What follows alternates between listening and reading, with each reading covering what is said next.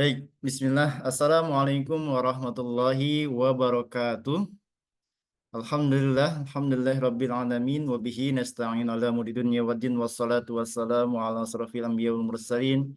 Sayyidina wa maulana Muhammadin. Allahumma salli wa sallim wa barik alaihi amma ba'du. Alhamdulillah, puji syukur kita kehadirat Allah Subhanahu wa Ta'ala yang sampai dengan pada kesempatan pagi kali ini kita semua masih diberikan berbagai macam kenikmatan. Di antaranya adalah nikmat sehat walafiat, panjang umur, dan tentunya nikmat iman dan Islam. Mudah-mudahan iman dan Islam kita ini sampai kemudian kita wafat dalam kondisi beriman dan husnul khatimah. Amin ya robbal alamin. Salawat dan salam kita aturkan juga kepada junjungan kita baginda Nabi besar Muhammad sallallahu alaihi wasallam yang senantiasa kita sampaikan salawat dan salamnya, yang senantiasa kemudian kita berharap mudah-mudahan kelak nanti di yaumil kiamah kita bisa berjumpa dengan Rasulullah di surganya Allah Subhanahu wa taala. Amin ya robbal alamin. Bapak Ibu yang dirahmati Allah Subhanahu wa taala, insyaallah ya pada kesempatan pagi kali ini kami sedikit memberikan informasi terlebih dahulu ya bahwa kajian Iskariman Properti Syariah yang setiap Jumat pagi itu insya Allah ke depan akan dilaksanakan selalu setiap jam 8 ya, bukan lagi jam 8.30. Dan insya Allah ke depan juga kita akan membahas materi khusus ya, kitab khusus ini terkait tentang sistem pergaulan dalam Islam. Nah, kita yakin 100% bahwa Islam itu agama yang sempurna, mengatur seluruh aspek kehidupan, mengatur politik, Islam juga mengatur hukum, Islam juga mengatur pendidikan, Islam juga mengatur ekonomi atau muamalah, termasuk Islam juga kemudian mengatur bagaimana sistem pergaulan antara pria dengan laki-laki. Di dalam Islam pun ada aturannya. Maka insya Allah guru kita yaitu Ustadz Dwi Condrojono PhD ya pada kesempatan pagi kali ini, Alhamdulillah masih membersamai kita untuk mengkaji lebih dalam lagi nih tentang sistem pergaulan Islam antara pria dan laki-laki itu seperti apa. Nah ini ya.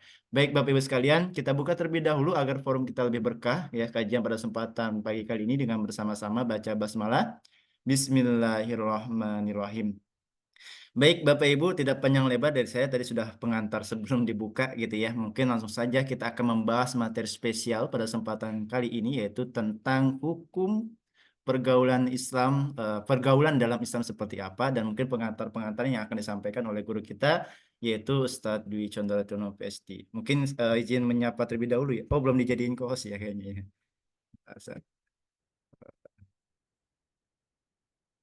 Ustadz Dwi Condro ya. Baik Ustadz, mungkin bisa diaktifkan voice-nya. Assalamualaikum warahmatullahi wabarakatuh Ustadz. Waalaikumsalam warahmatullahi wabarakatuh. Masya Allah. Ustadz, gimana kabarnya dan kondisinya hari ini? Alhamdulillah, mohon Alhamdulillah. maaf tadi ada sedikit error, jadi ganti laptop anak saya. Oh, siap, Insya Allah. Alhamdulillah ya. Insya Allah kita ke depan ini ngebahas materi yang cukup spesial saja terkait pengaturan sistem pergaulan Islam. Ya, Insya Allah mungkin kita akan bersamai setiap jam 8 pagi ya. Saat mungkin tidak panjang lebar dari saya tadi sudah cukup pembukaan di awal. Mungkin kami serahkan kepada Ustadz di Channel untuk bisa memberikan ilmunya, pelajarannya buat kita semua di Majelis Ilmu. Dan teman-teman jangan lupa untuk open cam ya, silahkan. Ustadz, mangga Ustadz. Oke, terima kasih. Assalamualaikum warahmatullahi wabarakatuh. Waalaikumsalam warahmatullahi wabarakatuh. Alhamdulillahirabbil alamin. Salatu wassalamu ala asrofil anbiya'i wal mursalin. Sayyidina wa maulana Muhammadin wa ala alihi wa sahbihi ajmain amma ba'd. Bapak Ibu dan saudara-saudara sekalian yang dirahmati Allah, alhamdulillah kita bisa bertemu kembali dengan suasana yang baru karena lebih pagi, lebih segar, lebih barokah, dan juga dengan materi yang baru. Kalau selama ini kita membahas tentang fikih muamalah, insya Allah mulai hari ini kita akan membahas tentang sistem pergaulan dalam Islam. Baik, hari ini kita masuk materi pengantar terlebih dahulu ya.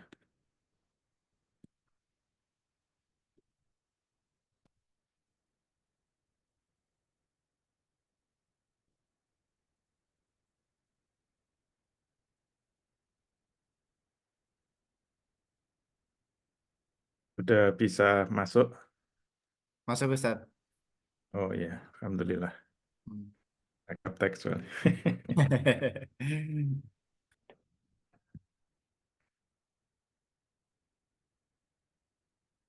Baik, sepengantar untuk materi yang baru, sistem pergaulan dalam Islam ya. Ini kita berangkat dari istilah dulu supaya tidak salah paham.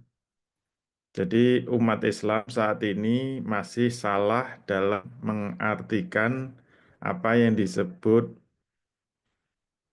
nizam ijtimai ya. Nizam ijtimai di dalam Islam ya. Jadi sering dimaknai apa? Nizam ijtimai itu kebanyakan ijtimai dimaknai dengan sistem kemasyarakatan. Jadi sistem kehidupan bermasyarakat. Jadi dimaknai seperti itu. Padahal ini adalah makna yang kurang tepat ya. Masih kurang tepat. Jadi yang benar apa? Istimai itu berkaitan dengan interaksi atau pergaulan. Jadi bukan makna masyarakat secara luas ya. Jadi kalau mau menyebut sistem kemasyarakatan atau sistem kehidupan bermasyarakat itu lebih tepat kalau dalam bahasa Arab menggunakan nizamul mujtama ya. Bukan nizamul istimai, tapi nizamul mujtama atau kalau jamak anzimatul mujtama. Kalau jamak ya berarti sistem-sistem kehidupan masyarakat atau sistem-sistem kehidupan sosial kemasyarakatan. Nah, itu kalau menggunakan istilah mujtama, anzimatul mujtama atau kalau tunggal nizamul mujtama. Nah, yang kita bahas bukan mujtama dalam arti luas, tapi yang kita bahas itu bagian dari mujtama. Bagian dari mujtama yaitu istimaiyah ya, istimaiyah atau pergaulan atau interaksi di dalam masyarakat. Jadi sistem ini hakikatnya kalau disebut anzimatul mujtama itu adalah menyangkut seluruh interaksi yang terjadi di masyarakat. Jadi kalau kita menyebut mujtama, ini pengertian yang harus pegang dulu. Kalau kita menyebut mujtama, berarti semua sistem-sistem interaksi yang ada di dalam masyarakat. Nah, sistem masyarakat itu sendiri terdiri dari berbagai macam aturan. Misalnya ada sistem ekonomi, ada sistem pemerintahan, ada sistem politik, ada pendidikan, ada pidana, muamalah maliyah, kemudian ahkamul bayyi atau pembuktian, dan sebagainya. Jadi kalau kita menyebut mujtama, itu berarti yang dimaksud adalah semua sistem yang ada di sebuah masyarakat. Dan ijtimaiyah itu bagian dari seluruh sistem itu. Maka kalau mau kembali kepada pemahaman dasar bahwa Islam itu ada 3 dimensi, ini dulu pernah kita bahas di dalam akidah Islamiyah ya. Manusia itu diatur oleh Allah dengan atau 3 dimensi aturan. Yang pertama itu adalah aturan manusia kepada Allah secara langsung. Ketika manusia ingin berinteraksi dengan Allah secara langsung, ini kita masukkan dalam dimensi 1, yaitu aturan manusia dengan Allah secara langsung meliputi tauhid atau akidah atau keyakinan-keyakinan. Yang kedua adalah ibadah, seperti sholat, puasa, zakat, haji, dan sebagainya. Itu masuk dimensi 1. Kemudian kalau dimensi 2, aturan manusia dengan manusia lain. Manusia dengan manusia lain meliputi manusia dengan dirinya sendiri. Mohon maaf. Dimensi 2 itu manusia dengan dirinya sendiri yang meliputi makan, minuman, pakaian, akhlak. Ini dimensi 2 ya. Ketika manusia harus mengatur dengan dirinya sendiri. Interaksi manusia dengan dirinya sendiri, makanan, minuman, pakaian, akhlak. Nah, yang paling luas itu dimensi 3, yaitu syariat yang mengatur manusia dengan manusia lain. Nah, manusia dengan manusia lain ini masih dibagi 2, muamalah dan ukubat. Muamalah itu interaksi manusia dengan manusia lain. Kalau ukubat itu sanksinya, berkaitan dengan sanksi kalau ada pelanggaran dalam interaksi. Nah, interaksi manusia dengan manusia lain itu yang muamalah ada 5 ya. 1, sistem pemerintahan, 2, sistem ekonomi, 3, sistem pergaulan, 4, politik pendidikan, 5, politik luar negeri. Yang kita kasih warna merah ini adalah menyangkut sistem atau nizam. Sedangkan pendidikan dan luar negeri ini siasah ya, politik, siasah taklimiyah dan siasah kharijiyah. Berarti 4 dan 5 itu sebenarnya masih masuk di dalam salah satu sistem yang warna merah itu. Politik pendidikan itu nanti lebih kepada sistem ekonomi karena eh, sebagian besar menyangkut penyelenggaraan pendidikan ya, biaya penyelenggaraan pendidikan. Walau juga terkait dengan sistem pemerintahan, terutama menyangkut kurikulumnya. Jadi politik pendidikan tidak berdiri sendiri sebagai sistem. Termasuk politik luar negeri itu bagian dari sistem pemerintahan. Oleh karena itu sebenarnya yang khas sebagai sebuah sistem, kalau diringkas itu 3 saja ya. 3. Jadi kalau kita bicara sistem kehidupan, kita bicara peradaban manusia itu lepas dari 3 sistem, yaitu pemerintahan, kemudian ekonomi, kemudian pergaulan. Nah, kalau kita ingin membangun sebuah peradaban Islam, berarti sebenarnya kalau kita menguasai 3 sistem ini sudah cukup. Sudah sangat amat mencukupi, yaitu sistem pemerintahan Islam, sistem ekonomi Islam, dan sistem pergaulan Islam.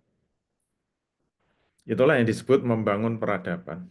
Sedangkan dimensi 1 dan 2 ini terkait dengan individu, aktivitas individu. Seperti itu individual, dirinya dengan Allah. Kalau dimensi 2 itu juga individual, karena mengatur dirinya sendiri.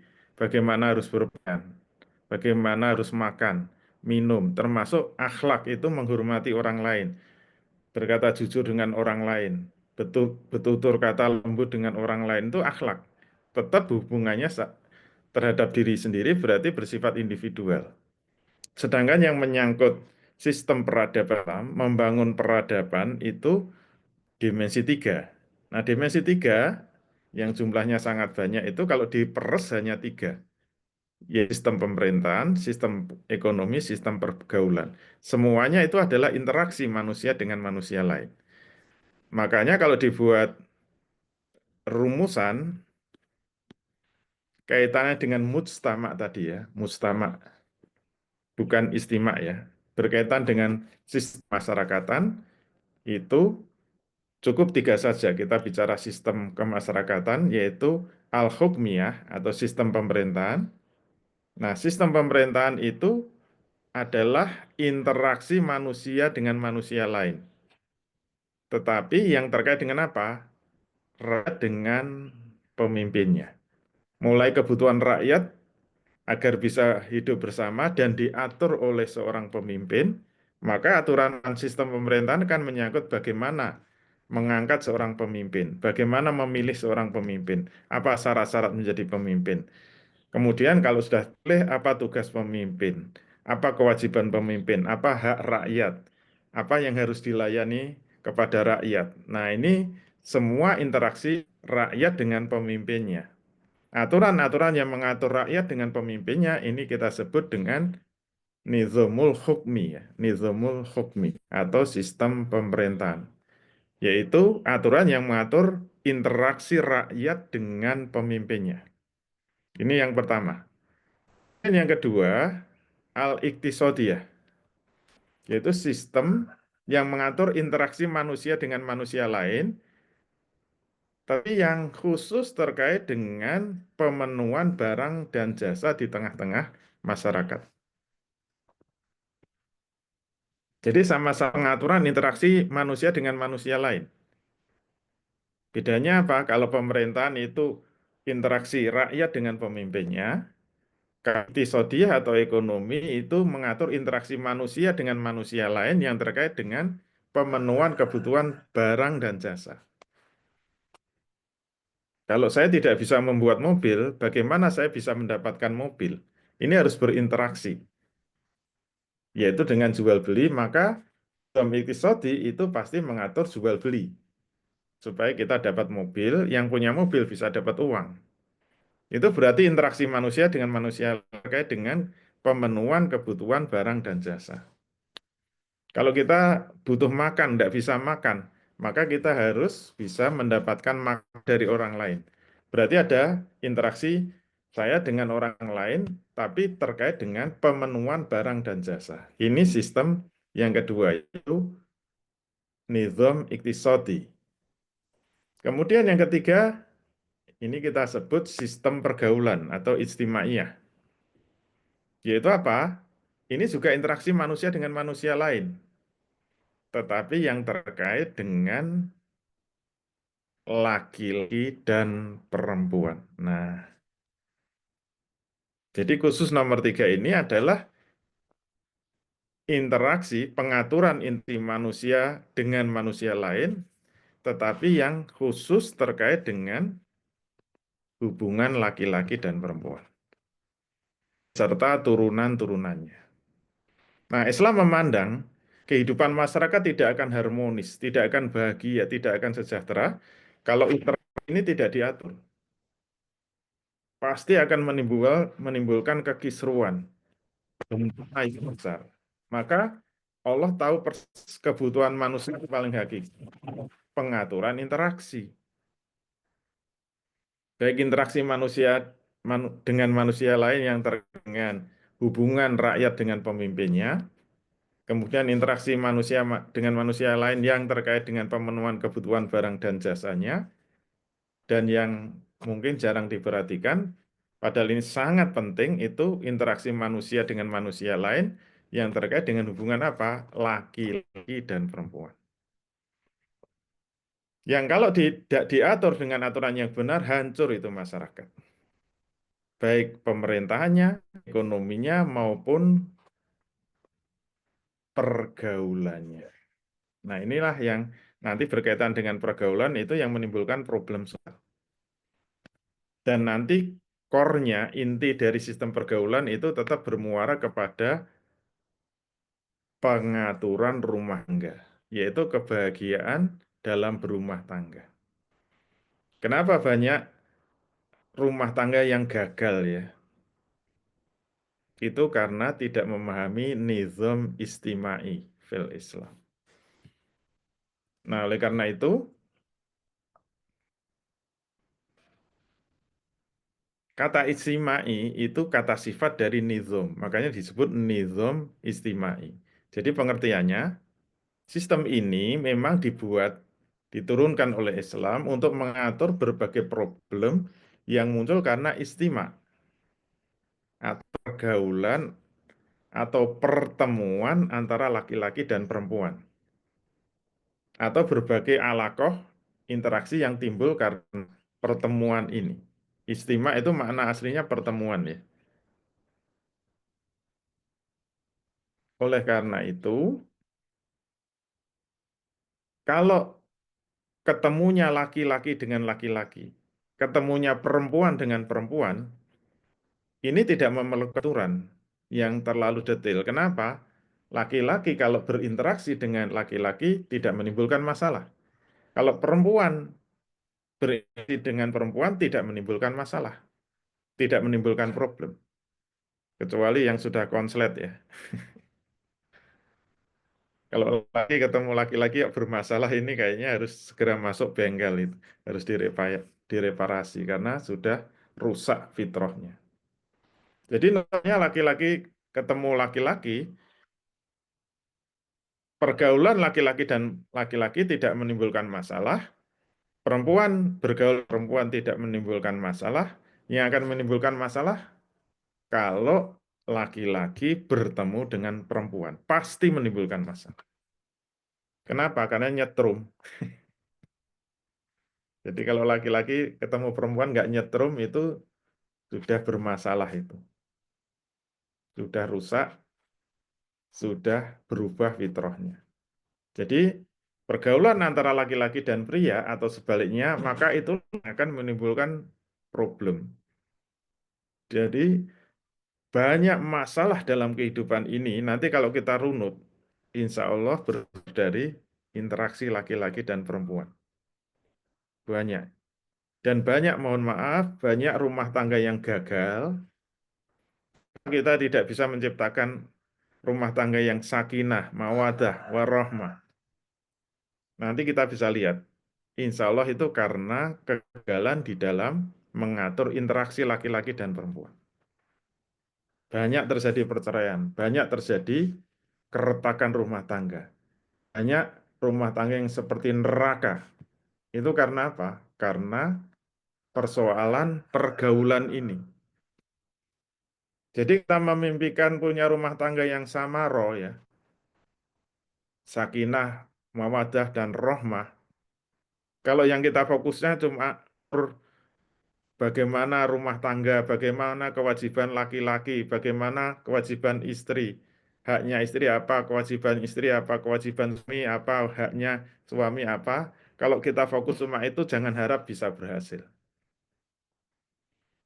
Kalau fokusnya hanya itu, bagian rumah tangga bisa gagal. Walaupun ngerti kewajiban masing-masing, walaupun saling mencintai, walaupun sayang rukun, kenapa bisa? Jangan dikira itu hanya persoalan di dalam rumah. Banyak kehancuran rumah tangga itu berasal dari luar rumah. Yaitu karena apa? Interaksi laki-laki dan perempuan yang tidak diatur dengan baik. Hati-hati, setiap pertemuan laki-laki dan perempuan insya Allah menimbulkan masalah. Kalau tidak menimbulkan masalah, sudah rusak fitrahnya. Jadi dari awal ini karena pengantar ya, pegang terus itu.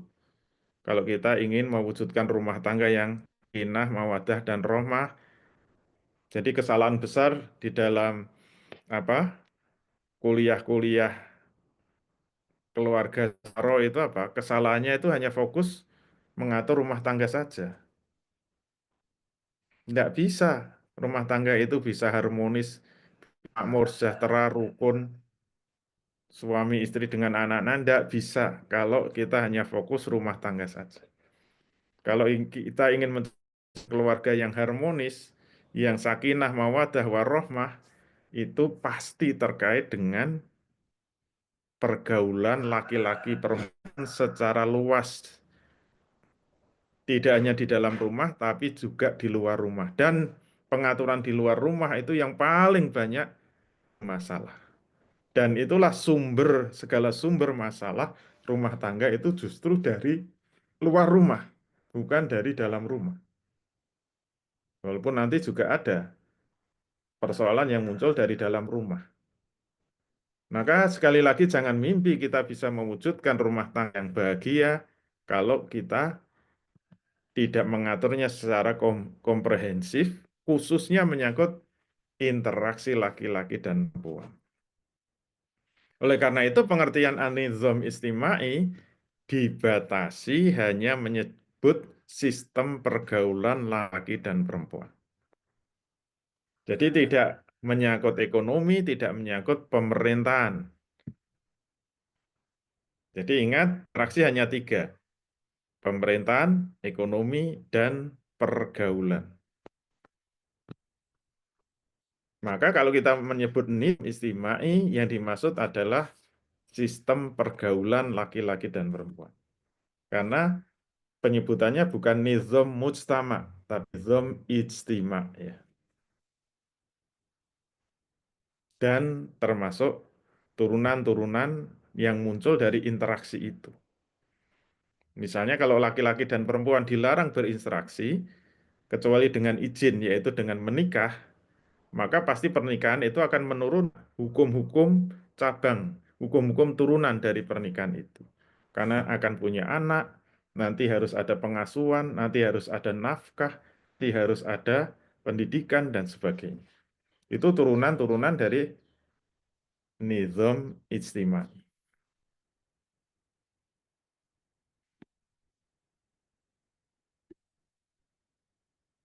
Jadi, anizamul ijtimai tidak mengatur interaksi kepentingan di luar pergaulan laki-laki dan perempuan. Maka aktivitas jual beli antara pria dan wanita atau sebaliknya itu masuk kategori nizam mujtama. Kadang-kadang diterjemahkan sistem sosial ya. Ini tepat atau tidak, mujtama itu kemasyarakatan, bukan pembahasan nizam istima. Materi-materi sebelumnya kita tentang fikih muamalah itu masuknya di bawah nizam iktisodi, sistem ekonomi, bukan nizam istimai.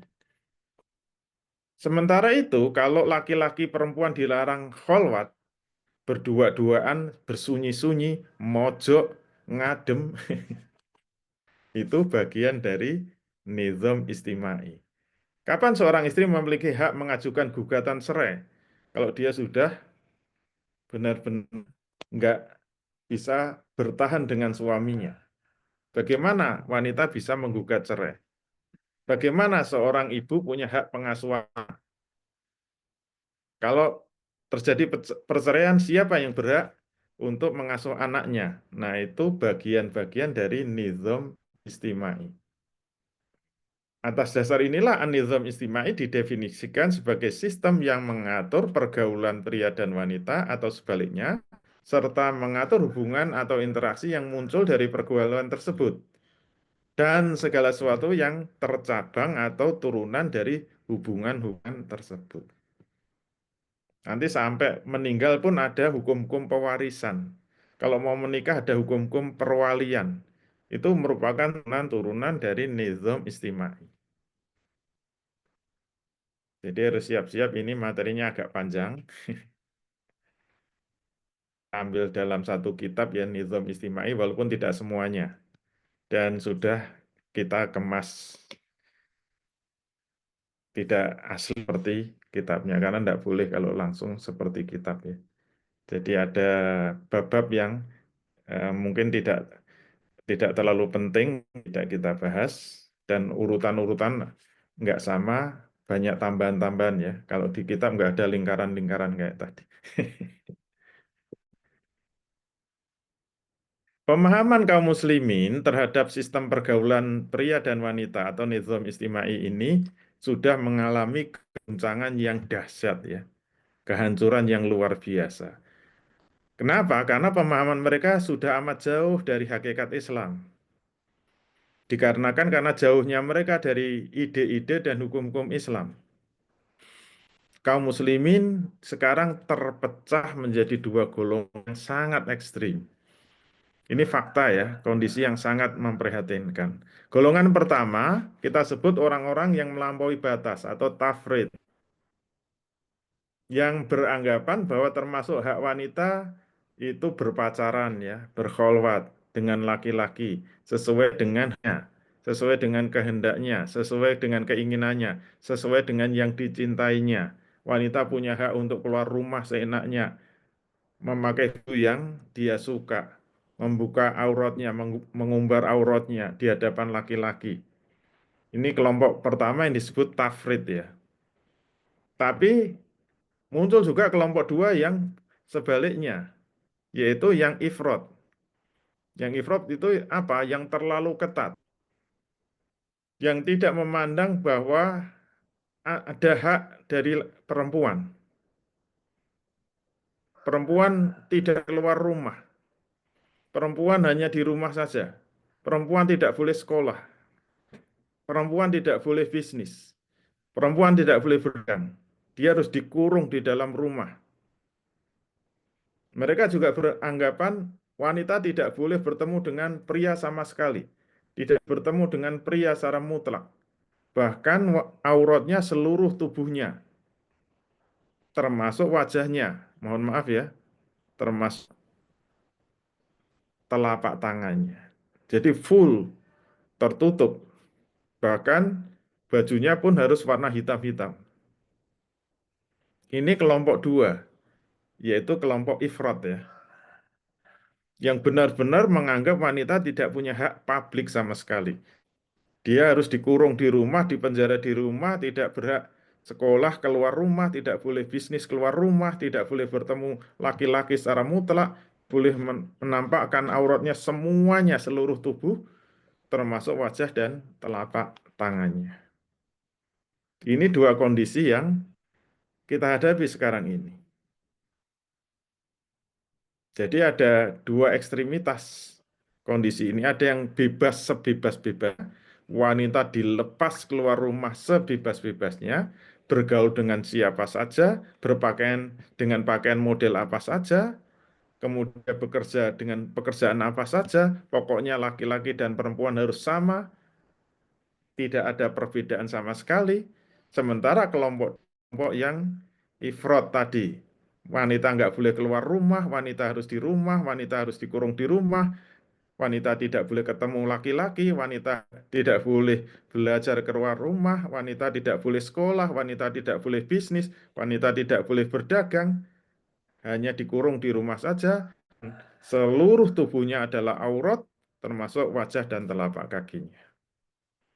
Nah, karena dua sikap golongan inilah, yakni yang terlalu sebebas-bebasnya, runtuh akhlak umat Islam. Tetapi sebaliknya, yang kelompok dua itu menimbulkan jumutan berpikir. Serba nggak boleh, serba ketat, sampai jumut wanitanya. Kasihan itu. Itu kondisi yang kita hadapi sekarang ini. Akibatnya timbul keretakan interaksi sosial, kegelisahan di tengah-tengah keluarga muslim. Ini yang benar gimana ini?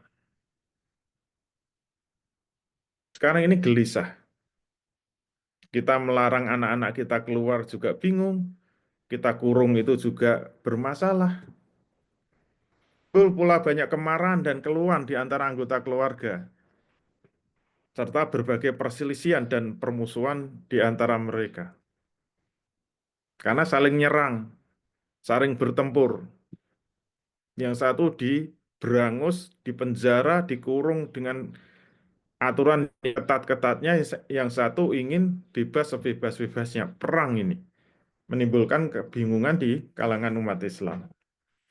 Karena itu, itulah berbagai perasaan perlu menciptakan keluarga yang bahagia itu sebenarnya gimana? Mewujudkan keluarga yang utuh, bahagia, sehingga semuanya itu bisa mendapatkan keharmonisan bagaimana? Timbul kerinduan itu. Kita yakin kita semuanya ingin menciptakan keluarga yang dia, yang sakinah, mawadah, warohmah. Tapi terus gimana mewujudkan itu dalam kebingungan itu?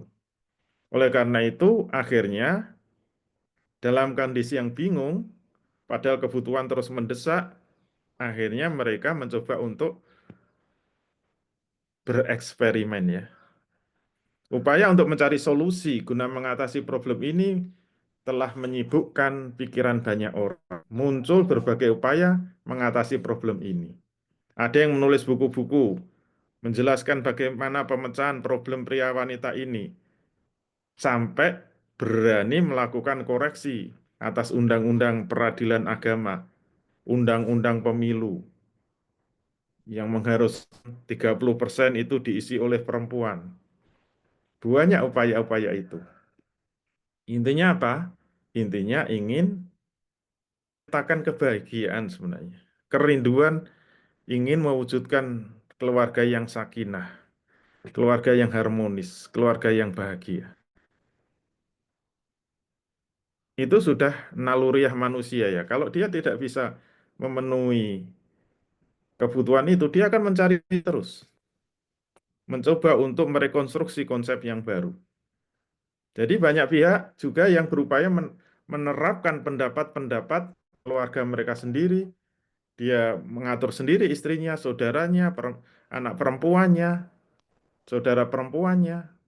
Ada juga yang masukkan berbagai koreksi atas aturan-aturan sekolah yang memisahkan laki-laki dan perempuan. Ini koreksi ini. Ini bikin stres anak-anak, nggak mau sekolah. Kenapa? Karena harus dipisah kelas laki-laki dan kelas perempuan. Biarkan saja mereka bergaul secara bebas. Mereka bingung. Terus yang benar yang bagaimana? Demikianlah telah lahir berbagai upaya yang beraneka ragam. Akan tetapi seluruh upaya mereka itu belum menghasilkan pemecahan dan belum berhasil menemukan suatu sistem yang paling bagus, paling ideal, paling sesuai dengan fitrah manusia yang benar-benar bisa menjamin kebahagiaan rumah tangga. Mereka belum pula menemukan suatu jalan untuk melakukan perbaikan. Hal ini karena sebagian besar kaum muslimin sudah tidak memahami hakikat hubungan dua jenis ini, dua jenis manusia, yaitu laki-laki dan perempuan.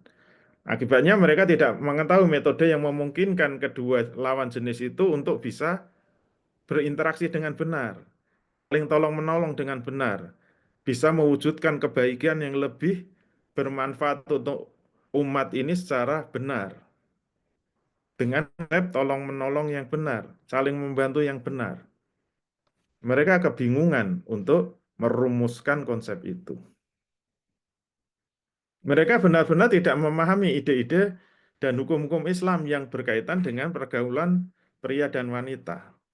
Faktor inilah yang menjadikan mereka sibuk berdiskusi, berdebat seputar metode untuk mengatasi persoalan dan malah terjauhkan dari mengkaji hakikat persoalan yang sebenarnya. Keresahan dan kegundahan pun semakin menjadi-jadi akibat upaya-upaya yang mereka lakukan. Sekarang kita lihat di setiap perguruan tinggi mesti ada pusat studi wanita. PSW, PSW, PSW. Baik negeri maupun swasta, UGM pasti punya, UII pasti punya, UMY pasti punya, UNY punya, UI punya, ITB punya. Pasti semua ada pusat studi wanita. Kenapa? Sampai segitunya harus ada studi khusus mengkaji wanita ini karena kegelisahan itu. Karena merasa gagal dalam mewujudkan rumah tangga yang bahagia. Gagal dalam mewujudkan kehidupan yang bahagia. Harus ada kajian-kajian, studi-studi khusus tentang kita. Timbullah di masyarakat sebuah jurang yang dikhawatirkan mengancam eksistensi umat Islam sebagai satu umat yang sepenuhnya unik. Kehidupan umat Islam itu harusnya unik, lain daripada yang lain, punya karakter-karakter yang khusus. Melihat kehidupan umat Islam itu harusnya beda sama sekali dengan kehidupan sekuler dari Barat. Harusnya corak kehidupan Islam itu khas. Kehidupan tenang, tentram, harmonis, bahagia, maju, unggul dalam semua aspek kehidupan. Harusnya seperti itu. Tapi kenapa sekarang justru umat Islam terpuruk dalam jurang yang sangat mengenaskan? Khawatirkan rumah tangga Islam akan kehilangan identitas keislamannya dan kehilangan kecemerlangan pemikiran Islam, serta terjauhkan dari penghormatan akan hukum-hukum pandangan-pandangan Islam. Nah, penyebab kegoncangan semua ini karena apa? Penyebab kegoncangan pemikiran dan penyimpangan pemahaman kebenaran ini adalah akibat serangan dahsyat yang dilancarkan oleh musuh-musuh Barat terhadap Islam. Dan itu sudah berlangsung berabad lamanya. Jadi kita bisa melihat peradaban Barat benar-benar telah mengendalikan cara berpikir dan selera kita sedemikian rupa sehingga mengubah pemahaman atau mafahim kita tentang kehidupan ini. Tolak ukurnya atau makoyisnya sudah berubah. Qanaat atau keyakinan-keyakinan sudah berubah. Giroh semangatnya sudah berubah. Semangat Islamnya sudah berubah. Penghormatan terhadap tempat-tempat sucinya sudah berubah. Kemenangan peradaban Barat atas kita telah merambah ke seluruh aspek kehidupan, termasuk merambah kepada persoalan pergaulan laki-laki dan perempuan. Semuanya telah terjadi karena saat peradaban Barat muncul di negeri kaum muslimin, mereka juga menghadirkan produk-produk madaniyahnya, produk-produk fisiknya, keunggulan materialnya yang membuat kaum muslimin silau. Jadi gara-gara Barat unggul dalam teknologi, unggul dalam sains, siapa yang bisa membuat pesawat, kita bisa mengarahkan telunjuk Barat. Siapa yang hebat dalam teknologi pesawat, Barat. Siapa yang hebat dalam teknologi mobil, Barat. Siapa yang hebat dalam teknologi motor, Barat. Siapa yang hebat dalam teknologi laptop, ya Barat. Semua produk elektronik Barat. Kapal-kapal, pesawat tempur, semuanya Barat. Jadi Barat unggul segala-galanya, inilah yang membuat umat Islam silau. Sehingga tidak bisa memahami ini sebenarnya produk madaniyah, produk yang bersifat fisik, atau ini adalah sebuah hadoroh atau pemikiran. Akhirnya mereka taklid semuanya. Mereka taklid pada produk-produk fisiknya dan berusaha juga mengadopsi peradabannya. Gara-gara produk fisik yang memang sangat maju. Melalui keunggulan produk fisik inilah, produk madaniyah inilah, mereka terus menyerang Islam dengan propaganda peradabannya. Jadi tidak hanya menawarkan produk fisiknya, tapi juga menawarkan bagaimana menciptakan peradaban kehidupan yang harus diambil juga oleh umat Islam. Jadi tidak hanya membangun produk material secara fisik, tapi juga Barat pengen kita juga membangun peradabannya seperti mereka. Kalau tadi kita sudah paham peradaban itu kuncinya 3, berarti sistem pemerintahnya harus ikut seperti mereka, sistem ekonominya harus ikut seperti mereka, termasuk sistem pergaulannya juga harus mengikut seperti mereka. Karena itulah kaum muslimin kemudian bertaklid buta terhadap peradaban Barat tanpa bisa membedakan mana yang disebut hadoroh dan mana yang disebut madaniyah. Semuanya tidak bisa membedakan lagi ini produk fisik, teknologi, dan mana itu peradaban atau hadoroh. Semuanya diambil. Semuanya ingin diwujudkan dalam umat Islam. Peradabannya pengen seperti Barat, teknologinya juga ingin maju seperti Barat. Inilah yang membabi buta yang telah dilakukan oleh umat Islam. Kaum muslimin melakukan itu tanpa menyadari bahwa hadoroh atau peradaban itu sebenarnya kumpulan pemahaman tentang kehidupan dan termasuk metode kehidupan.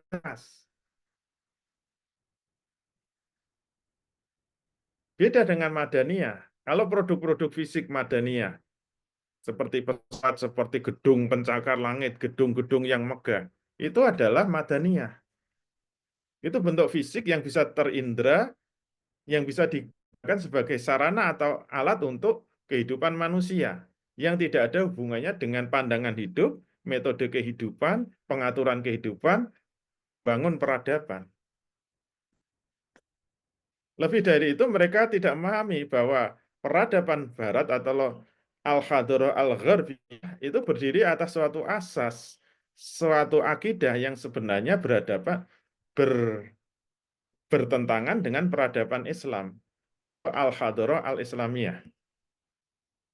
Mereka pun tidak memahami bahwa peradaban Barat beda dengan peradaban Islam. Dalam membangun ekonominya, dalam membangun pemerintahnya, dalam membangun pergaulannya. Harusnya benar beda, benar-benar bertolak belakang. Itulah yang tidak disadari oleh umat Islam.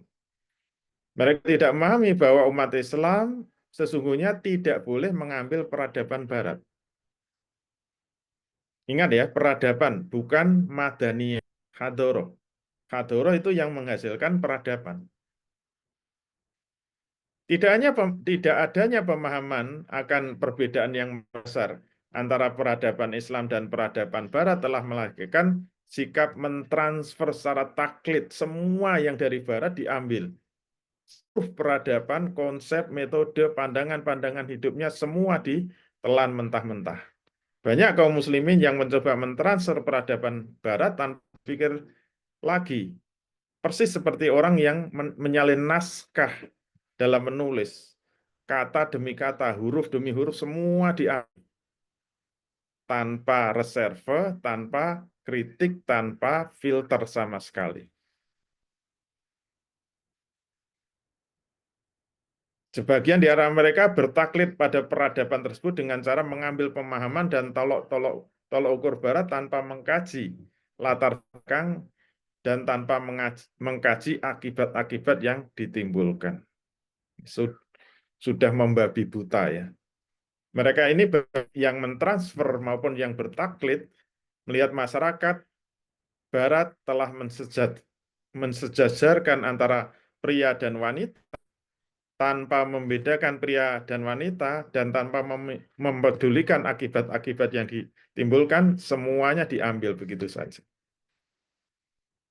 Jadi Barat telah mengajarkan apa yang disebut emansipasi wanita, diambil semuanya, ditelan semuanya. Laki-laki wanita harus sama, laki-laki wanita harus sejajar, seluruhnya harus sama. Mereka juga melihat wanita-wanita Barat telah menampilkan produk-produk fisik Barat atau Madaniyah dan telah tampil dengan produk-produk fisik Barat itu. Kaum muslimin pun bertaklid padanya dan berusaha mentaklidinya. Mereka tidak menyadari bahwa produk-produk fisik yang ditampilkan itu telah disesuaikan dengan peradaban Barat, pemahaman Barat tentang kehidupan dan pandangan hidup Barat. Tetapi sebenarnya tidak sesuai dengan peradaban Islam, tidak sesuai dengan pemahaman Islam, dan tidak sesuai dengan kehidupan dan pandangan hidup Islam. Pokoknya diambil semuanya, ditelan mentah-mentah semuanya. Tidak bisa memilah lagi mana itu madaniyah, produk fisik, dan mana itu hadoroh. Itu latar belakangnya seperti itu. Terus kemudian kita lihat, khusus yang terkait dengan nizam istima ini. Bagaimana Barat memandang kedudukan laki-laki dan wanita? Dalam kehidupan yang sangat kapitalistik, kehidupan yang bukan produk Barat ini, Barat memandang laki-laki dan wanita boleh bercampur baur, bahkan dorong untuk bergaul, bercampur baur secara bebas, bahkan didorong untuk menonjolkan rangsangan seksual untuk menarik lawan jenisnya. Campur baur laki-laki dan wanita tidak hanya di kehidupan umum, bahkan juga terjadi di kehidupan khusus. Tidak adanya pengaturan laki-laki dan wanita telah menimbulkan banyak kemaksiatan, kholwat, pacaran, pergaulan bebas.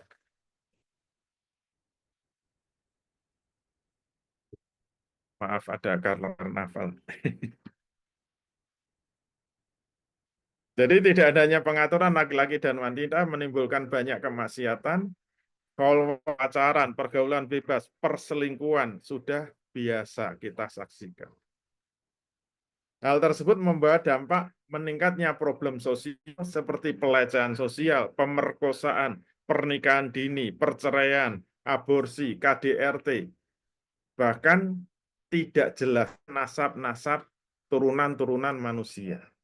Ini sangat mengerikan. Tapi umat Islam tergila-gila dengan kemewahan, tergila-gila dengan kemegahan apa-apa yang berasal dari Barat. Sehingga kalau mereka bisa pacaran itu membanggakan. Bahkan yang lebih mengerikan bisa hamil di luar nikah, apalagi itu bisa tidur sama artis, wah bangga sekali. Karena dicontohkan dalam kehidupan Barat seperti itu. Oleh karena itu secara asasi kebenaran wanita itu bisa membangkitkan rangsangan seksual laki-laki dan begitu juga sebaliknya. Ini fakta ya, tidak bisa dipungkiri. Nggak usahlah di apa di digosok-gosok dipengaruhi, cukup melihat saja gitu. Yang namanya laki-laki melihat perempuan ya pasti tertarik. Itu fakta. Hanya saja faktanya tidak setiap pertemuan wanita dan laki-laki otomatis menunjukkan rangsangan seksual. Oleh karena itu, disinilah titik kita itu harus cermat di dalam membuat aturan. Makanya dua ekstremitas ini harus kita pecahkan. Di satu sisi, interaksi laki-laki perempuan pasti menimbulkan struman ya, pasti nyetrum, menimbulkan rangsangan seksual. Tapi di sisi lain tidak setiap interaksi laki dan perempuan itu menimbulkan rangsangan seksual. Nabi bersabda, "Idza dzahara zina war riba fil qaryatin faqad akhallu bi anfusihim azab." Jika zina dan riba sudah menyebar di suatu kampung, di suatu wilayah, suatu masyarakat, sebenarnya mereka telah menghalalkan akan datangnya azab Allah kepada diri mereka. Ini dua hal yang sekarang sangat menonjol ya. Dalam ekonomi yang sudah kita bahas, riba merajalela, dalam pergaulan perzinaan merajalela. Dulu di Jogja pernah ada survei yang menghitung, walaupun samplingnya memang di daerah-daerah merah ya, kos-kosan merah. Hasilnya 97% mahasiswi ya, mahasiswi di Jogja sudah tidak perawan, sudah pernah berhubungan seksual. 97%.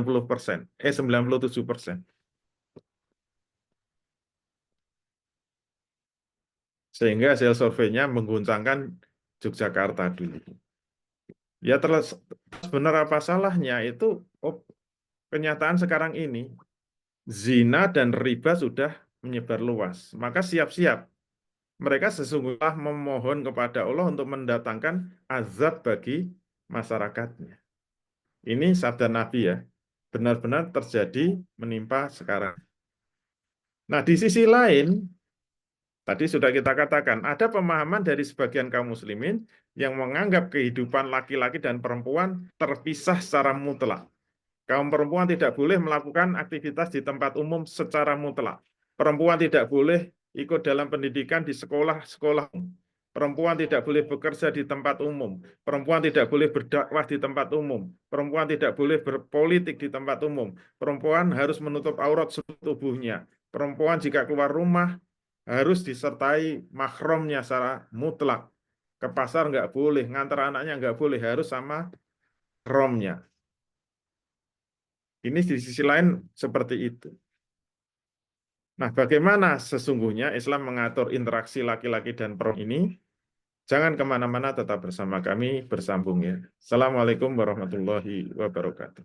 Waalaikumsalam warahmatullahi wabarakatuh. Masya Allah, jazakallah khair Ustaz. Pengantar dari sistem pergaulan dalam Islam. Ini kalau diholakohin itu dua kali pertemuan Ustaz ya. Ini satu pertemuan gitu ya.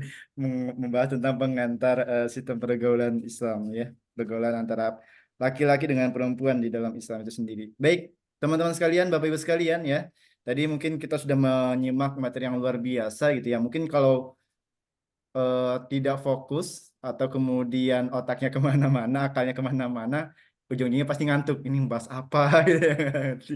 Tapi kalau kemudian menghadirkan ya kesadaran kita dalam berpikir, insya Allah ini sangat nyambung sekali nih, teman-teman. Terutama kenapa sih kita harus membahas tentang sistem pergaulan dalam Islam itu sendiri atau nizam al-ijtimai ya, gitu ya. Izin Ustaz sambil lihat kitab gitu ya. Karena memang sejauh ini pada akhirnya adalah kondisi saat ini memunculkan dua ekstremis besar, ekstrim ke kanan, ekstrim ke kiri gitu ya. Ekstrim ke kanan yang menganggap bahwa wanita tersebut tidak boleh keluar rumah, kalau istilah sekarang mah 3R Ustaz. dapur, sumur, kasur. Itu tugasnya wanita tuh. Nggak boleh keluar dari situ. Ada yang menganggap hal demikian. Pokoknya hanya dapur, kasur, sumur, nggak boleh keluar rumah, nggak boleh interaksi dan sebagainya, nggak boleh kemudian jual beli dan sebagainya. Tetapi ya teman-teman sekalian, ada ekstrim satu lagi yang kemudian menganggap bahwa sebebas-bebasnya interaksi tersebut. Nah, inilah yang akhirnya menjadi problem di tengah-tengah masyarakat. Dan ini juga yang akhirnya menjadi problem ya entah perselingkuhan, perzinahan dan sebagainya yang terjadi saat-saat ini, teman-teman sekalian. Maka perlu dalam Islam itu mengatur hubungan antara interaksi laki-laki dengan wanita dalam sistem pergaulan Islam itu sendiri, ya. Terus kemudian disampaikan tadi ya oleh Ustadz guru kita bahwa ada hadoroh, ada madaniyah. Nah, apa nih hadoroh madaniyah nih? Istilah-istilah baru ya teman-teman itu ya. Hadoroh itu adalah yang bersangkut paut dengan peradaban dan sedikit pun tidak boleh kita ambil hadoroh-hadoroh di luar Islam. Nah, itu hadoroh tuh. Contoh mungkin sederhananya Valentine. Nah, itu bukan madaniyah, tapi itu hadoroh yang nggak boleh sama sekali, atau Sinterklas gitu ya, yang kemudian topi yang buat Natalan dan sebagainya. Itu hadoroh yang kemudian tidak boleh umat Islam sama sekali yang mengaku Tuhannya Allah Subhanahu Wa Taala memakai hal tersebut karena itu adalah peradaban. Berbeda dengan madaniyah. Madaniyah contohnya Zoom gitu ya, laptop ya. Itu madaniyah, boleh umat Islam kemudian mengambil hal demikian. Nah, nanti akan dibahas lebih dalam juga oleh guru kita ya terkait hadoroh madaniyah, termasuk interaksi-interaksi antara pria dan wanita, termasuk mungkin Ustadz ya terkait cadar bagaimana hukumnya. Tadi karena disampaikan apakah wanita harus menutup semua tubuhnya kecuali mata atau bagaimana Islam yang seharusnya kemudian memandang hal demikian terkait aurat itu sendiri. Nah, bagaimana nanti kita akan bahas di pertemuan-pertemuan yang akan datang. Tapi teman-teman sekalian, mungkin kalau sudah ada pertanyaan ya, kita sudah buka sesi tanya jawab, silahkan ditulis di kolom chat teman-teman sekalian. Jadi insya Allah nanti kita akan bacakan pertanyaan satu persatu dan juga kalau ada yang ingin bertanya secara langsung juga boleh banget ya. Baik, teman-teman sekalian, mungkin kita buka sesi tanya jawab kita. Izin Ustadz, mungkin udah ada masuk nih pertanyaan di kolom chat ya sebelum saya izin bertanya. Tapi nggak apa-apa, kita bacakan dulu nih pertanyaan-pertanyaan di kolom chat. Dari Abdul, hamba Allah. Assalamualaikum warahmatullahi wabarakatuh. Mohon Ya, izin Ustadz. Ada teman saya yang menanyakan ke saya, apakah wow, poligami nih Ustadz nih. Awal-awal dong bahas poligami. Ada teman saya yang menanyakan ke saya, apakah ketika berpoligami harus mendapatkan izin dari istri pertama? Nah, terima kasih Ustadz atas jawabannya. Wah, luar biasa nih. Pengantar membahas pengantar udah masuk poligami nih, Ustadz. saya nggak tahu itu pertanyaan dirinya atau mengatasnamakan temannya. Jadi jangan khawatir, insya Allah nanti ada bab poligami ya. Ada bab khusus tentang poligami. Tapi kalau ingin dapat spillnya ya, Hmm. apa spill-spillnya sedikit, yang harus kita pahami dalam poligami itu dibedakan antara syarat dengan kewajiban ya.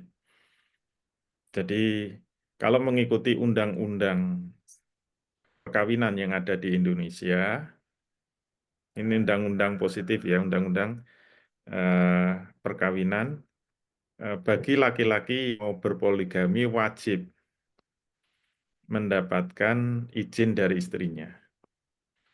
Kalau tidak ada tanda tangan izin dari istrinya, maka KUA tidak akan melayani. Jangan harap bisa keluar akte nikahnya. Kalau nggak punya akte nikah, nanti anaknya nggak jelas itu. Anaknya siapa, turunannya siapa, nanti nggak bisa ngurus akte kelahiran juga. Karena nggak punya nikah. Nah, itu undang-undang yang dibuat oleh pemerintah. Kalau dalam Islam bagaimana? Kalau dalam Islam, izin dari istri pertama itu tidak wajib, nih, tidak wajib. Karena karena kalau itu wajib berarti menjadi syarat sahnya poligami. Padahal membuat syarat itu hati-hati, harus ada dalilnya. Hmm. Kalau tidak ada dalilnya berarti kita membuat aturan, buat undang-undang yang bersumber dari akal manusia, yang berasal dari akal manusia. Dan semua undang-undang yang bersumber dari akal manusia, hakikatnya hawa nafsu, itu benar-benar nanti akan berhadapan dengan Allah Subhanahu wa taala di akhirat. Karena berarti mengambil haknya. Yang berhak membuat hukum untuk mengatur manusia itu hanya Allah. Innal hukmu illa lillah. Tidak ada yang berhak membuat hukum kecuali hak membuat hukum hanya milik Allah. Innal hukmu illa lillah. Innya itu innafi ya. Ketemu ilah maknanya koser. Dinafikan semua. Tidak ada yang berhak membuat hukum kecuali hak membuat hukum hanya milik Allah. Sehingga kalau ada manusia yang berani membuat hukum nanti urusannya sama Allah. Karena di ayat lain dianggap orang yang berani membuat hukum itu dianggap Tuhan-Tuhan selain Allah. Takhudhu akhbarahum wa rubanahum arbaba min dunillah. Orang-orang Yahudi dan Nasrani telah menjadikan rohib mereka, pendeta mereka sebagai Tuhan-Tuhan Allah. Penjelasan dari hadis, kenapa mereka dianggap mentuhankan rohib, mentuhankan pendeta, karena pendeta mereka, rohib mereka suka merubah apa yang dihalalkan Allah menjadi haram, apa yang diharamkan menjadi halal. Dan pengikutnya itu manut saja, manut kepada orang yang membuat hukum atau merubah hukum, kata Allah itu sudah mentuhankan Allah. Itu satu yang harus kita pahami ya, berkaitan dengan izin. Jadi bukan syarat. Hmm. Tapi harus ingat, nanti ada kalau sudah poligami wajib adil. Termasuk adil itu bukan syarat. Kalau syarat itu kan harus dipenuhi sebelum beramal. Kayak wudhu itu syarat sholat. Berarti kalau orang sholat tidak wudhu tidak sah. Nah, poligami itu syaratnya bukan adil. Tapi adil itu kewajiban ketika poligami. Kayak wudhu itu syarat sahnya sholat. Tapi kalau sudah sholat wajib baca Fatihah. Gitu ya. Demikian dalam poligami. Adil itu bukan syarat. Tapi kalau sudah poligami, wajib bagi suami harus adil. Wajib, kalau enggak berarti berdosa. Tapi tidak membatalkan poligami. Itu kewajiban. Yang kalau tidak dipenuhi, berdosa. Seperti walaupun istrinya satu, tapi kalau suami tidak menafkahi istri, itu berdosa. Tapi tidak membatalkan pernikahan. Itu nanti bukan poligami. Nah, karena poligami itu wajib dilakukan oleh seorang suami kepada istri-istrinya, maka tidak mungkin, ya, tidak mungkin suami bisa adil kalau istri pertama tidak tahu bahwa dia dipoligami. Karena adil itu nanti ada aturan-aturannya yang disebut suami sudah memenuhi keadilan itu ukurannya apa. Nah, itu dibahas nanti. Salah satunya adil dalam mabit. Mabit itu bermalam ya. Hati-hati. Karena saya pernah menjumpai kebetulan rekan yang poligami tapi mabitnya itu siang untuk istri kedua, malam untuk istri pertama. Mbok tuwo itu malam, siang-siang itu dia izin pulang ternyata ke Mbok Enom. Nah itu tidak bisa adil. Kenapa? Karena dia merahasiakan poligaminya pada istri pertama. Istri pertamanya nggak tahu. Sehingga dia membaginya itu malam untuk istri pertama, siang untuk istri kedua. Nah itu berarti apa? Tidak bisa adil itu. Dosa terus tiap hari. Nah untuk bisa membagi mabit secara adil itu kan harus bermusyawarah dengan kedua istrinya. Mau dibagi sehari-sehari atau 2 hari 2 hari bermalamnya, 3 hari 3 hari, kan harus persetujuan keridoan dua belah pihak. Gimana bisa adil kalau istri pertama nggak tahu kalau suaminya menikah lagi? Maka terkena kaidah mala yatimul wajibu illa bihi fahuwa wajib. Apa-apa yang tidak sempurna pelaksanaan suatu kewajiban kecuali dengan sesuatu, maka sesuatu itu wajib hukumnya. Suami tidak bisa adil kecuali istri pertama tahu bahwa dia itu berpoligami, bukan izin ya. Yang penting harus tahu. Maka dua-duanya tahu itu wajib hukumnya. Kalau nggak bisa membagi adil. Termasuk adil itu dalam nafkah. Kalau istri pertama kasih 5 juta, istri kedua 5 juta. Istri pertama kasih rumah, istri kedua ya kasih rumah. Ayo, berani nggak? Itu nanti ya pembahasan poligami. Jangan tergesa-gesa, jangan kemana-mana, tetap bersama kami. Insya Allah. Gitu ya. Masya Allah. Siap Ustaz. Jazakallah khair atas penjelasannya. Ini yang belum nikah belum kebayang nih Ustaz untuk membahas tentang poligami. Sabar ya Kang Zahid, Kang Taufik, Pak Ajis. Ya sebutin lagi. Ya insya Allah mudah-mudahan Allah berikan jodoh terbaiknya insya Allah ya. Baik teman-teman sekalian ya luar biasa. Ustaz, tapi sedikit menyambung terkait hal itu boleh Ustaz. Ini kan ada case yang kemudian agak sedikit membingungkan saya juga nih Ustaz. Kalau ada seseorang yang kemudian berpoligami dengan istri keduanya itu tersebut ya Ustaz ya. Namun dia tidak adil dalam kemudian poligami tersebut. Istri keduanya ini malah tidak dinafkahi selama sebulan atau 2 bulan, kemudian tidak pernah didatangi juga. Nah, apakah kemudian itu membatalkan nikah secara pasti gitu ya? Udah oke, udah pasti cerai gitu ya, atau kemudian pisah, atau kemudian hanya berdosa saja si seorang laki-laki tersebut, Ustaz? Iya, kalau sampai suami tidak memenuhi kewajiban, atau Hmm, kewajiban kan memberi nafkah. ya. Kalau poligami kewajibannya mengatur nafkah dan mengatur mabit. Hmm. Nah, kalau dia tidak menunaikan itu, berarti dia berdosa, tetapi tidak membatalkan poligaminya. Termasuk monogami ya, walaupun istrinya satu, kalau tidak memberi nafkah, itu ya tetap berdosa. Atau tidak mempergauli dengan ma'ruf, itu suaminya berdosa. Nanti ada pembahasan bagaimana yang disebut ma'asirol bil ma'ruf. Nggak boleh suami itu membentak-bentak sewenang-wenang, terus memposisikan dirinya sebagai juragan, nggak boleh. Walaupun Allah sudah memilih suami itu menjadi pemimpin, pemimpin dalam rumah tangga beda dengan pemimpin dalam negara, beda dalam pemimpin perusahaan. Pemimpin dalam rumah tangga itu sangat berbeda dalam rumah tangga. Makanya perlu ilmu khusus bagaimana jadi seorang pemimpin rumah tangga. Beda, karena hubungan laki-laki dan perempuan nanti ada bab khusus. Bagaimana sebenarnya kedudukan dan istri. Yang itu harus sebagai suhbah ya, sebagai sahabat, bukan atasan dan bawahan.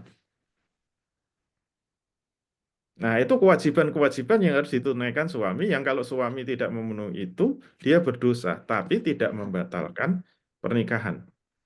Hanya bisa fasah, bisa batal kalau istrinya menggugat cerai. Namanya Hmm. khulu. Kenapa? Karena istri tidak bisa mentalak suami. Hmm. Bisa mentalak, yang bisa mentalak itu suami kepada istri. Jadi hak talak itu hanya diberikan pada suami, tapi tidak diberikan kepada istri. Kalau suami sudah mengatakan, kamu saya cerai, itu langsung jatuh talak. Hati-hati ya. Kalau marah-marah jangan sampai mengucapkan itu. Jadi Nabi sudah mengingatkan, ucapan yang dilontarkan dalam kondisi apapun itu sah. Itu hanya satu, yaitu ucapan cerai. Dalam keadaan marah, jatuh talak. Dalam keadaan bercanda, jatuh talak. Dalam Hmm. keadaan berpura-pura, jatuh talak. Bersandiwara, jatuh talak. Hati-hati. Jangan bercanda dengan kata cerai.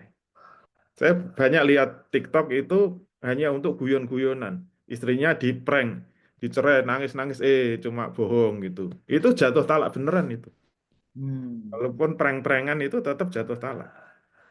Atau main sinetron, adegan suami istri. Padahal itu suami istri sah. Kemudian dia suruh menceraikan di sinetron. Benar-benar jatuh talak itu. Nabi sudah mengingatkan.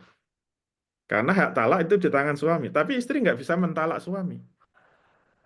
Kalau dia tidak dinafkahi, dia menderita, benar-benar sudah nggak kuat, dia bisa mengajukan khulu, gugat cerai. Kalau dia sudah menggugat cerai dan diputuskan pengadilan, baru fasah, baru batal pernikahannya. Jadi kalau suami tidak menunaikan kewajiban, tidak otomatis batal. Hmm. Tidak otomatis fasah pernikahannya. Gitu ya, Allah. Baik, Ustaz, jazakallah khair. Ya, itu ya teman-teman ya, terkait tentang poligami ya tadi ya, memang kalau dalam Islam ya tidak harus ya ada syarat kemudian izin, tetapi kemudian adil gitu ya, tetap adil. Dan nanti kita akan bahas lebih dalam lagi terkait poligami ya dan sebagainya. Nah, ini mungkin ada pertanyaan lanjutan, Ustaz, dari Pak Hendi ya. Pak Hendi siapa nih ya? Ustaz, izin bertanya, apakah orang takrub, oh ta'aruf mungkin ya, orang ta'aruf dan sudah yakin bahwa dia berjodoh, kemudian salah satunya kemudian menginap di rumah calon tersebut dan juga dibarengi dengan anggota keluarga lain. Apakah boleh, Ustaz? Iya, jadi nanti aturan tempat khusus dan tempat umum. Mm-mm. Jadi Islam membedakan tempat umum dan tempat khusus. Nah, ciri tempat khusus untuk masuk memerlukan izin. Harus ada izin tuan rumahnya. Jadi tempat khusus itu nanti lebih kepada rumah ya. Walaupun tidak hanya rumah, nanti bisa mobil.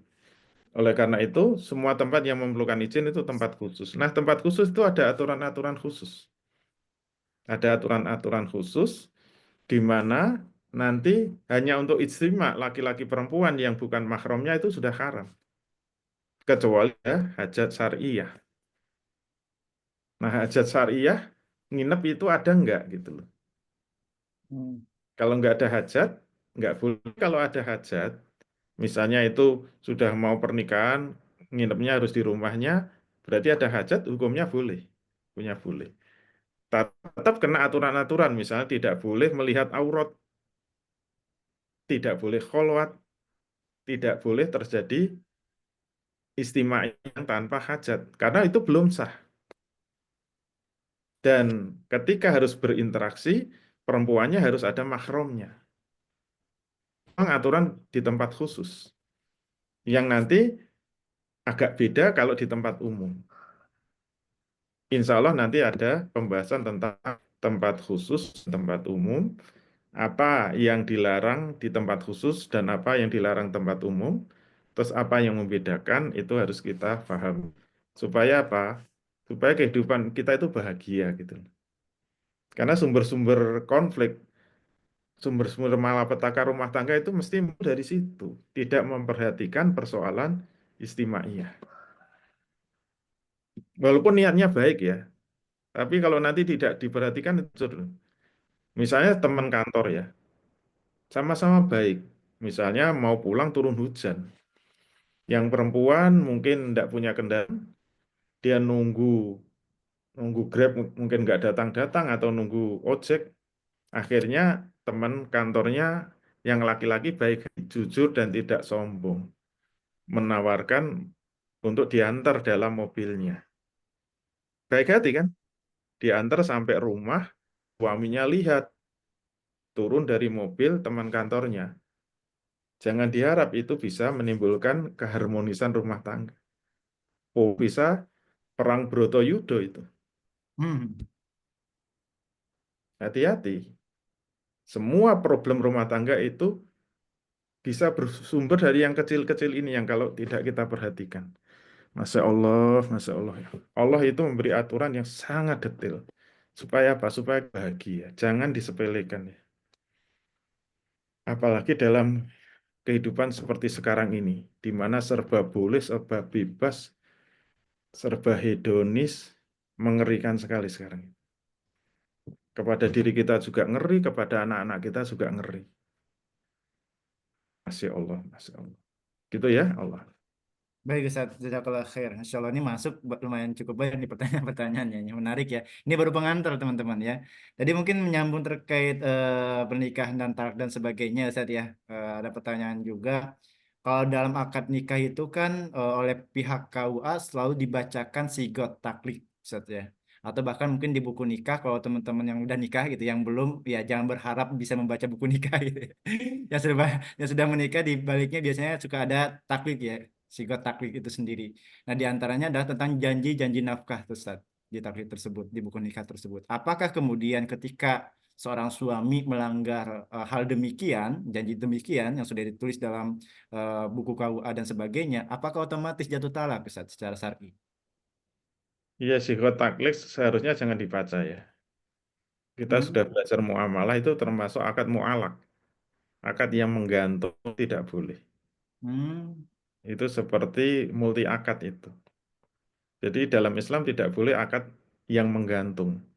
Seperti jual beli. Ini saya jual rumah saya, tapi nanti kalau saya dapat kerja, saya beli lagi. Itu menggantung, itu enggak boleh. Jual beli hmm, bersyarat. Nikah bersyarat juga enggak boleh. hmm, Itu nikahnya menggantung itu. Jadi nanti kalau dalam 6 bulan berturut-turut tidak bisa menafkahi jatuh talak satu, itu enggak ada. hmm, Tuntunannya enggak ada acara. Kalau bisa jangan dibaca. Mohon minta izin kepada KUA tidak membaca sikot taklid. Kenapa? Tidak syar'i itu. hmm, Kalau dia tidak mengucapkan talak ya enggak jatuh. Kalau istrinya enggak ridho, tidak dinafkahi, harus gugat cerai dulu. Tidak berlaku otomatis gitu. Termasuk nanti dalam muamalah ya. Nanti kalau cicilan terlambat 3 kali, otomatis jual belinya batal. Itu enggak boleh gitu. Jadi akad itu harus sempurna. Begitu akad diucapkan, sesuai dengan takrif akad kan. Ibatu ijabin wa qabulin ala wajib masru'in yadharu asaruhu fi makhalihi. Jadi akad itu begitu diucapkan sudah mengikat. Jadi akad itu ikatan ijab kabul yang sesuai dengan hukum syarak yang akan menimbulkan perubahan terhadap objek akad. Jadi kalau jual beli sudah diucapkan, itu milik berpindah secara sempurna. Tidak boleh ada syarat-syarat yang menghalangi atau menggantungkan status barang itu. Termasuk dalam kalau akad nikah sudah tertunaikan, istri itu sepenuhnya sudah menjadi haknya laki-laki, haknya suami. Tanggung jawab penuh suami. Nah, nanti kalau ada apa-apa diatur berikutnya, jangan digantung di muka gitu. Jadi mohon tidak dibaca ya. Ya Allah. hmm. Baik, Ustaz, sudah lahir. Nah, perkaranya gimana, Ustaz, kalau yang sudah nikah udah terlanjur ngebaca gitu ya. Mungkin yang Ya, belum nikah udah enak nih, wah tenang nih belum nikah, udah dapat informasinya. Bagaimana, Ustaz? ya berlaku kalau kita melanggar hukum tapi tidak tahu hukumnya, Iya. kan tergantung uzur. Uzurnya itu lingkungannya. Kalau lingkungannya tidak pada tahu berarti ada uzur, berarti pelanggaran itu dimaafkan Allah. Tapi kalau lingkungannya pada tahu, hanya kita sendiri yang nggak tahu, tidak ada maaf bagimu. Nah, kira-kira gitu. Baik, Ustaz, jazakallah khair. Nah, Ya, ini ya. dulu juga nggak tahu, pas nikah juga baca itu. Soalnya ngajinya belakangan sih. Ya, nggak apa-apa. Daripada tidak sama sekali. Lebih baik terlambat daripada tidak sama sekali. Gitu ya, Itu Mas. Baik, Ustaz, tadi kita udah ngebahas terkait tentang nikah-nikah dan sebagainya, karena memang sebagian teman-teman ini masih belum pernah nikah, ya mudah-mudahan yang belum nikah ditemukan di jodoh yang terbaiknya, ya teman-teman Amin. sekalian. Nah, sekarang mungkin pertanyaan terakhir nih, Ustaz, terkait eh, apa hukum perempuan keluar rumah yang hanya ditemani oleh teman perempuannya, Ustaz, bukan mahram dalam keluarga. Bagaimana hukum membayar mahram saat ibadah umroh yang saat ini mungkin terjadi juga ya, Ustaz, ya? Ini terkait mahram mungkin, Ustaz, atau keluar rumah. Ya, nanti ada pembahasan khusus tentang hukum wanita keluar rumah tanpa mahram. Hmm, Nanti detailnya ya. hmm, Yang wajib mahram itu kalau jarak perjalanannya atau jarak safarnya itu 24 jam. Bukan jarak jarak kilometer ya, tapi waktu. Jadi waktu tempuhnya kalau lebih dari 24 jam wajib pakai mahram. Dan yang disebut mahram itu mahram hakiki ya, hmm. yaitu laki-laki yang haram dinikahi. Atau mahram nasab ya, suami itu mahram tapi mahram nikah bukan mahram nasab. Itu kalau 24 jam. Berarti kalau kurang dari 24 jam tidak wajib pakai mahram. Hmm. Jadi kalau cuma ke pasar atau mungkin pergi ke Jakarta gitu, ke Jepang aja mungkin hanya 7 jam, belum wajib, ya, belum wajib. Jadi eh, batasnya 24 jam. Hmm. Tapi khusus umroh dan haji itu ada hukum khusus. Karena terbang ke sana mungkin 9 jam ya dari Jakarta. Kalau Hmm. haji wajib pakai mahram. Nah, mahram itu memang ada ikhtilafiyah. Ada mahram itu jama'atun nisa, jadi bersama rombongan lebih dari 3 ya jamaah itu. Kemudian yang kedua, mahram itu laki-laki yang bisa dipercaya. Nah, ini yang dipakai depak ya, kemenak ya. Makanya ada istilah di mahram. Jadi biasanya ketua regu, suruh tanda tangan jadi mahram. Itu pakai pendapat kedua berarti laki-laki yang mana dapat dipercaya. Yang ketiga mahram hakiki. Mahram hakiki itu yang benar-benar laki-laki yang haram dinikahi atau suami dari mahram nikah. Nah, yang rojih pendapat yang kuat itu mahram hakiki. Oleh karena itu, mohon maaf kalau ada perempuan umroh haji tidak dengan mahram hakiki. Kalau pendapat yang kuat ini dosa dia dosa. Walaupun umrohnya ya sah, hajinya sah, tadi dia berdosa karena bermaksiat, tidak didampingi mahram. Hmm. Itu ya Allah. Baik, Ustaz. Terakhir sebagai penutup mungkin Ustaz. Berarti kalau ada seorang wanita kemudian sudah diizinkan sama suaminya untuk kemudian safar, Ustaz ya, waktu mungkin safarnya cuma 3 jam, tetapi kemudian ditemani oleh wanita temannya gitu ya, orang yang wanita yang dia kenal sendiri, teman wanitanya yang dia kenal sendiri. Tetapi itu menginap, Ustaz. Apakah itu boleh, Ustaz? Yang penting niat safarnya. Jadi safar terkait dengan niat dan harus menetapkan destinasinya. Hmm. Jadi kalau misalnya saya dari Jogja ke Jakarta, Hmm. Jakarta itu tujuan saya atau saya tidak berniat untuk mukim di Jakarta atau bukan tujuan. Saya ke Jakarta muter-muter balik lagi, itu dihitung safar terus. Hmm. Tapi kalau saya niat memang tujuannya ke Jakarta, berarti apa? Saya tidak berniat mukim, maka saya dihitung safar. Nanti bedanya apa? Kalau saya tidak niat mukim, saya bisa jamak kosor di Jakarta. Tapi kalau sudah saya niat mukim, saya tidak jamak kosor. Nah, ini khusus untuk perempuan harus tahu itu. Kalau dia pengen tidak ada mahram, maka misalnya di Jogja ke Jakarta kan 1 jam kalau naik pesawat. Nah, dia kemudian nginep di sana. Diniatkan mukim enggak? Kalau enggak itu dihitung masih safar. Terus balik lagi bisa lebih dari 24 jam. Hmm. Tapi kalau diniatkan mukim, ya berarti safarnya cuma 1 bulan. Tapi tidak bisa jamak kosor gitu. Hmm. Tidak ada mahramnya. Tapi kalau dia ada mahram, niatkan safar terus nggak apa-apa. Bersama suaminya bisa jamak kosor terus sholat. Nah gitu loh. Semua ada konsekuensinya. Gitu ya. Baik, Ustaz, jazakallah khair, Masya Allah luar biasa ya. Nanti kita akan bahas lebih dalam lagi terkait hal ini. Banyak sekali memang problem-problem atau kemudian pertanyaan-pertanyaan yang perlu kemudian kita clearkan ya teman-teman sekalian. Karena memang semata-mata untuk menjaga ya apa namanya ketaatan kita kepada syariat Islam. Ustaz, mungkin sebagai penutup closing statementnya dan teman-teman mohon maaf yang belum kebaca pertanyaannya ya tadi ada beberapa pertanyaan yang tidak sesuai dengan tema ya jadi saya tidak bacakan. Jadi silakan nanti kalau ingin menyampaikan pertanyaan disesuaikan dengan materi yang disampaikan. Saat boleh saat closing statementnya mungkin kajian pada kesempatan pagi kali ini. Baik, terima kasih. Pun kajian kita nizam istimai ya, sistem pergaulan Islam, tapi sebenarnya muaranya tetap terletak pada mewujudkan keluarga yang samaro ya, sakinah, mawaddah, warohmah.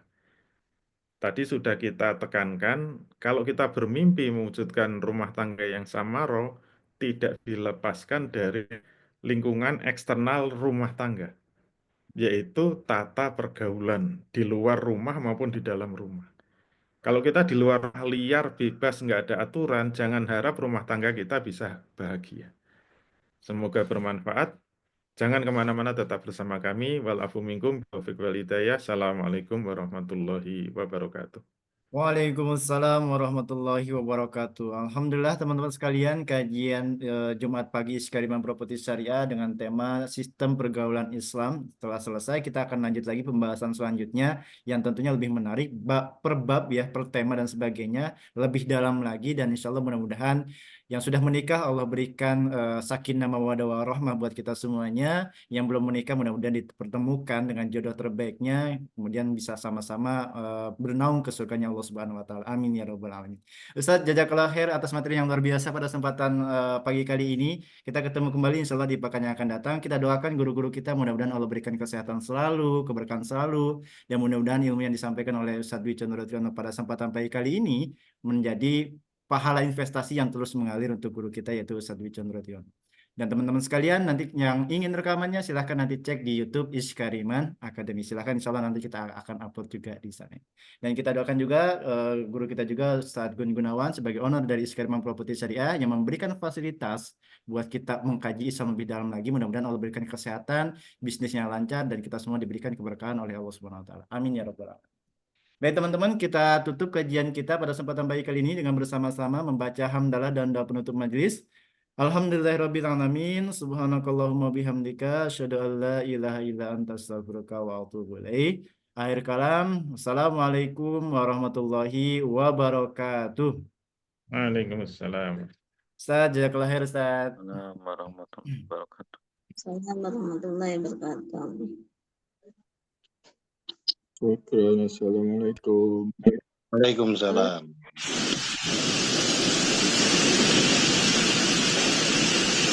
نسألك يا من هو الله الذي لا إله إلا هو الرحمن الرحيم الملك القدوس السلام المؤمن المهيمن العزيز الجبار المتكبر الخالق البارئ المصور الغفار القهار الوهاب الرزاق الفتاح العليم القابض الباسط الخافض الرافع المعز المذل السميع البصير الحكم اللطيف الخبير